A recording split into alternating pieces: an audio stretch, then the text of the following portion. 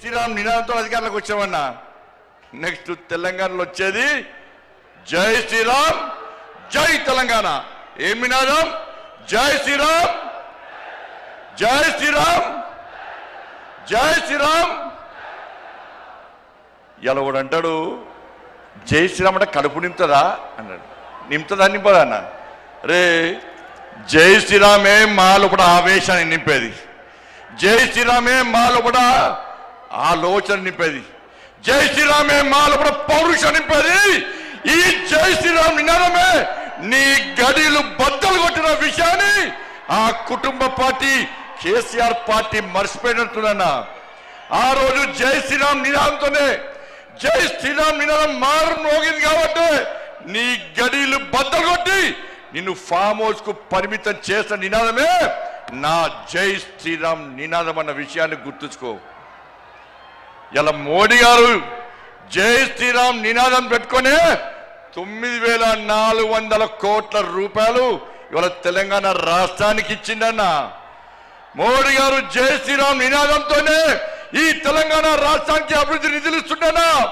ఇలా మోడీ గారు నిధులు ఇచ్చడం వరకు ఇవ్వబడబట్టే తెలంగాణ రాష్ట్రంలో పాలన కొనసాగుతుంది తప్ప మోడీ గారు లేకుంటే ఇవాళ తెలంగాణ రాష్ట్రంలో ప్రభుత్వం నడిచే పరిస్థితి లేదు. మేము నిధులు తీసుకొస్తున్నాం, మోడీ గారు నిధులు ఇస్తున్నారు తెలంగాణ రాష్ట్రానికి. మేము తెలంగాణ రాష్ట్రానికి నిధులు తీసుకొస్తే మీరేమో తెలంగాణ నుంచి నిధులను పైసలను ఇవాళ ఢిల్లీకి మోస్తున్న కాంగ్రెస్ వాళ్ళు. ఇలా మోడీ గారు హిందీలో మాట్లాడతారు. ఇలా మోడీ గారు హిందీలో మాట్లాడే ఏ హామీని కూడా విస్మరించుకొని ఇలా నెరవేర్చే ప్రయత్నం చేస్తున్నాను మోడీ గారు. ఇలా ప్రియాంక గాంధీ వచ్చిందన్న తెలంగాణ రాష్ట్రానికి, రాహుల్ గాంధీ వచ్చిందని తెలంగాణ రాష్ట్రానికి ఎన్నికల సమయంలో ఏమైంది? హిందీలో మాట్లాడి 6 గ్యారెంటీలు అమలు చేస్తామన్న రాహుల్ గాంధీ, ప్రియాంక గాంధీ హిందీలో మాట్లాడే వ్యక్తులు ఇవాళ కనీసం 6 గ్యారెంటీల గురించి మాట్లాడకుండా ముఖం చెల్లకుండా తెలంగాణకు రావడం బంద్ చేసి ముఖం కిందికేసి పారిపోయిన విషయాన్ని కాంగ్రెస్ పార్టీ నాయకులు గుర్తించాలి. అందుకే మా కార్యకర్తల కూడా జోష్ ఉందన్న. ఈ జోష్ చూస్తే, మీ ఆవేశం చూస్తే, మీ లోపల ఉడుకు రక్తాన్ని చూస్తే, మీ పౌరుషం చూస్తే ఇవాళ కాంగ్రెస్ వాళ్ళు బీఆర్ఎస్లకు ఇవాళ నైట్ అండ్ రాత్రి నిద్ర పట్టదన్న. బెంగాల్లో గెలిచామన్న, బెంగాల్ వట్టి గెలవలేదన్న, బెంగాల్ వట్టి గెలవలేదన్న. ఇలా బెంగాల్ కార్యకర్తలు కానీ కేరళ కార్యకర్తలు కానీ, సరే కేరళలో ఓడిపోవచ్చు, అతి త్వరలో తెలంగాణ కేరళలో అధికారంలోకి వస్తామన్నా. ఇవాళ బెంగాల్లో అనేక మంది కార్యకర్తలు బలిదానం అయిపోయారక్క, అనేక మంది కార్యకర్తలు బలిదానం అయిపోయారన్నా. మహిళా మోర్చా కార్యకర్తలు రేపు చేసి చంపిరన్నా, కార్యకర్తలను కట్టేసి వాళ్ళ తల్లిదండ్రులను చంపిరన్నా, తల్లిదండ్రులను కట్టేసి కార్యకర్తలను ఇంట్లో వేసి దగ్ధం చేసిరన్నా.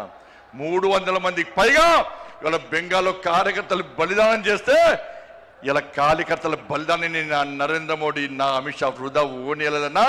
ఎట్టి పరిస్థితుల్లో కసితోని సంకల్పంతో ఇలా బెంగాల్లో ఎట్టి పరిస్థితుల్లో అధికారం రావాలని చెప్పి కార్యకర్తలు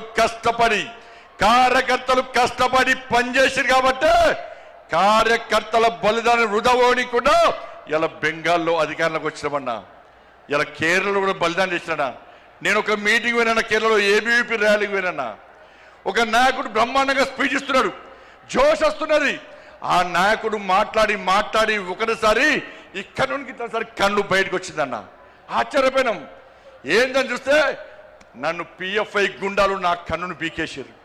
నాకు పెట్టుడు కన్ను, నన్ను చేతులు 2 కట్టేసి ఈ పిఎఫ్ఐ మైనార్టీ ముస్లిం గుండాలు ఇలా నా కన్నును పీకేస్తే పెట్టుడు కన్నుతో నేను ధర్మం కోసం, సమాజం కోసం, నేను నమ్మిన సిద్ధాంతం కోసం పనిచేస్తున్నా తప్ప నేను పారిపోలేదని చెప్పిన వ్యక్తి ఆ కార్యకర్త అన్న. అంతెందుకన్నా ఇలా రాజ్యసభలో సుందరం మాస్టర్ 2 కాళ్ళు నరికేస్తే ఇప్పటికి పెట్టుడు కాళ్ళతోని వాళ్ళ ధర్మం కోసం, దేశం కోసం, పార్టీ కోసం పనిచేస్తున్న వ్యక్తిని గుర్తించి నా నరేంద్ర మోడీ రాజ్యసభ మెంబర్ ఇచ్చిన విషయాన్ని మనం మర్చిపోద్దన్నా. అదే తెలంగాణ రాష్ట్రంలో అనేక మంది కార్యకర్తలు ఓడగొట్టుకున్నామన్నా. ఎదురుస్తున్నా వాళ్ళ ఆత్మలన్నీ పైనుంచి. మేము బలిదానం అయిపోయినాం, మీకు బలిదానం చేసే అదృష్ట అవకాశం మీకు లేదు. మా కోసం పనిచేయండి, మా లక్ష్యాన్ని నెరవేర్చండి, మా బలిదానాన్ని గుర్తించండి, తెలంగాణ రాష్ట్రంలో భారతీయ జనతా పార్టీని అధికారంలోకి తీసుకురండి అని చెప్పి ఆ పైన ఉన్నటువంటి అమర వీరులు మనకు కోరుతున్నా. ఒక్కసారి గుర్తుంచుకోండి. చిన్న చిన్న అభిప్రాయ భేదాలు ఉంటాయన్న, వాటిని పక్కకు పెట్టాలి. మనం ఒక ఫ్యామిలీ, ఒక కుటుంబం. ఇంత పెద్ద మా సైన్యం ఉంది, ఇంత పెద్ద మా కుటుంబం ఉందని భావించే ఈ వేదిక మీద నాయకులం అందరం కూడా కలిసి కట్టుగా ఈ తెలంగాణ రాష్ట్రంలో మోడీ రాజ్యం కోసం, రామ రాజ్యం కోసం ఇలా పరితపించి 24 గంటలు కష్టపడి పనిచేస్తున్నామన్నా. ఒక్కసారి ఆలోచించండి. ఈ తెలంగాణ రాష్ట్రంలో నిధులు ఇచ్చేది మనం, ఇలా అభివృద్ధి చేస్తున్నది మనం. ఇవాళ రైతులు రోడ్ల మీద చూస్తే కొనుగోలు ఇప్పటికీ ప్రారంభించకపోవడం వలన ఇప్పటికే కొనుగోలు పూర్తి కావాలి. వర్షాలు పడి, వడగల వానలు పడి వాళ్ళ రైతులు రోడ్ల మీద పడిగాపులు కాస్తే ఇంతవరకు కొనుగోలు ప్రారంభించకుండా రైతులను హరిగోస పెడుతున్న ప్రభుత్వం కాంగ్రెస్ పార్టీ ప్రభుత్వం. ఇలా పైసలు ఇచ్చింది మనం, కొనుగోలుకు డబ్బులు ఖర్చు పెట్టేది మనం, నిధులు ఇచ్చేది మనం. మధ్యవర్తిత్వం వహించి కొనుగోలు ప్రారంభించకుండా రైతులను నడ్డి విరుస్తున్న ప్రభుత్వం ఇలా కాంగ్రెస్ పార్టీ ప్రభుత్వం. ఉద్యోగులకు డిఏ లేవు, పిఆర్సీ అమలు లేదు, నిరుద్యోగులకు ఉద్యోగం లేదు, నిరుద్యోగ వృద్ధి లేదు, విద్యార్థులకు భరోసా కాలేదు, 2500 మహిళలకు లేవు, 4000 రూపాయల ఆసరా పెన్షన్ లేదు, అందరికీ రైతు భరోసా లేదు, అందరికీ రైతు బోనస్ లేదు. వాళ్ళు ఏమీ లేకుండా ఇలా 6 గ్యారెంటీలు పక్క పెట్టి కేవలం ఢిల్లీకి పైసలు పంపడే లక్ష్యంగా ఇలా రేవంత్ రెడ్డి ప్రభుత్వం పనిచేస్తున్న విషయాన్ని ఒక్కసారి గుర్తు చేసుకోవాల్సిన అవసరం ఉంది. ఇలా ఇచ్చేది మనమన్నా. ఒక్కసారి నాతో పాటు చెప్పండి అన్న. ప్రధానమంత్రి గరీబ్ కళ్యాణ్ అన్న యోజనకు బియ్యానికి పైసలు ఇచ్చేది ఎవరన్నా? వాళ్ళ బియ్యానికి పైసలు ఇచ్చేది నరేంద్ర మోడీ ప్రభుత్వం అన్నా. స్వచ్ఛ భారత్ మిషన్ పైసలు ఇచ్చేది ఎవరన్నా? జాతీయ రహదారులో పైసలు ఇచ్చేది ఎవరన్నా? రైల్వే నిధులు ఇచ్చేది ఎవరన్నా? శ్మశాన వాటికలకు పైసలు ఇచ్చేది ఎవరన్నా? కొనుగోలుకు పైసలు ఇచ్చేది ఎవరన్నా? వాళ్ళ శ్మశాన వాటికలకు పైసలు ఇచ్చేది ఎవరన్నా? అన్ని నిధులు మనమే ఇస్తుంటే, వేల కోట్ల రూపాయల నిధులు మనకు వస్తుంటే ఇవాళ కాంగ్రెస్ పార్టీ ప్రభుత్వం మాకు ఏమి ఇస్తలేదని ఎలా భారతీయ జనతా పార్టీ ప్రభుత్వాన్ని బదనాం చేసే ప్రయత్నం చేస్తే అడ్డుకోవాల్సిన బాధ్యత మనకుదన్నా. ఇలా సనాతన ధర్మం కోసం పనిచేస్తామన్నా, ఈ తెలంగాణ రాష్ట్ర అభివృద్ధి కోసం పనిచేస్తామన్నా. సనాతన ధర్మం లేని భారతీయ జనతా పార్టీ లేదు. అరే 80% హిందువుల కోసం పనిచేసే పార్టీ నా భారతీయ జనతా పార్టీ. మేము ఒక వర్గానికి కొమ్ముగాయం, ఒక వర్గాన్ని వ్యతిరేకించాం.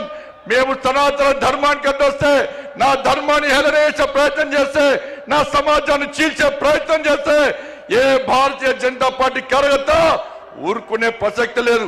మేము అల్లాను కించపరచలే, మేము యేసు ప్రభుని కించపరచలే, కానీ నా రాముని కించపరిస్తే, నా భగవంతుని కించపరిస్తే, నా సమాజాన్ని హేళన చేసే ప్రయత్నం చేస్తే ఊరుకునే ప్రసక్తి లేదన్న విషయాన్ని కాంగ్రెస్ పార్టీ, వాళ్ళ కమ్యూనిస్టు పార్టీలు కానీ బీఆర్ఎస్ పార్టీ కానీ గుర్తుంచుకోవాలి. అందుకే భారతీయ జనతా పార్టీ కార్యకర్తలారా అందరం కలిసి పనిచేద్దాం. నేను ఏ రోజు కూడా పార్టీ తల వంచుకునే పని చేయనన్నా. ఇలా పార్టీ కోసం పనిచేస్తాం. మేమందరం కూడా ప్రతి భారతీయ జనతా పార్టీ కార్యకర్త జై శ్రీరామ్, భారత్ మాతాకి జై అని నేను భారతీయ జనతా పార్టీ కార్యకర్తనని చెప్పి తలెత్తుకొని సగర్వంగా తలెత్తుకునే విధంగా పనిచేస్తుంది తప్ప పార్టీకి తల వంచే పని చేయనన్నా. చాతగాని మూర్ఖులు, ధైర్యంగా రాజకీయంగా ఎదుర్కోలేని దద్దమ్మలు ఇలా ఏదో చేసి బండి సంజయ్ని కానీ భారతీయ జనతా పార్టీని ఇబ్బంది పడితే నేను ఫామ్ హౌస్ లో ఎలుకని కాదన్నా. నేను నా అయ్య పేరు చెప్పి రాజకీయాల్లో రాలేదన్నా, నా తాత పేరు చెప్పి రాజకీయాల్లో రాలేదన్నా, ఏదో జెండా పెట్టి అంటే రాలేదన్నా. నేను కాశాపు జెండాను, కమలపు జెండాను భుజం మీద మోసుకొని సామాన్య కార్యకర్తగా నా రాజకీయం ప్రారంభించి ఒక రాష్ట్రీయ స్వయం సేవక, ఒక ఏబీవీపీ కార్యకర్తగా, ఒక యువమోర్చా కార్యకర్తగా, ఒక నరేంద్ర మోడీ శిష్యునిగా భారతీయ జనతా పార్టీ కార్యకర్తగా పనిచేస్తున్నప్ప సగర్వంగా భారతీయ జనతా పార్టీ కార్యకర్తని తలెత్తుకొని తిరిగి పనిచేస్తున్నప్ప తల వంచే పని చెయ్యన్నా. నన్ను నమ్మండి అన్నా. తప్పుడు ప్రచారం నమ్మకండి అన్న. మా ఎంబడి ఉండండి, ఇక వదిలిపెట్టే ప్రసక్తే లేదు. ఈ రోజు నుంచే మోడీ గారు ఈ రోజు వచ్చిపోయిన తర్వాత ఈ రోజు నుంచే తెలంగాణ రాష్ట్రంలో ధర్మం, తెలంగాణ అభివృద్ధి, ధర్మం ఆధారితంగా తెలంగాణ రాష్ట్రాన్ని అభివృద్ధి చేయాలంటే జై శ్రీరామ్.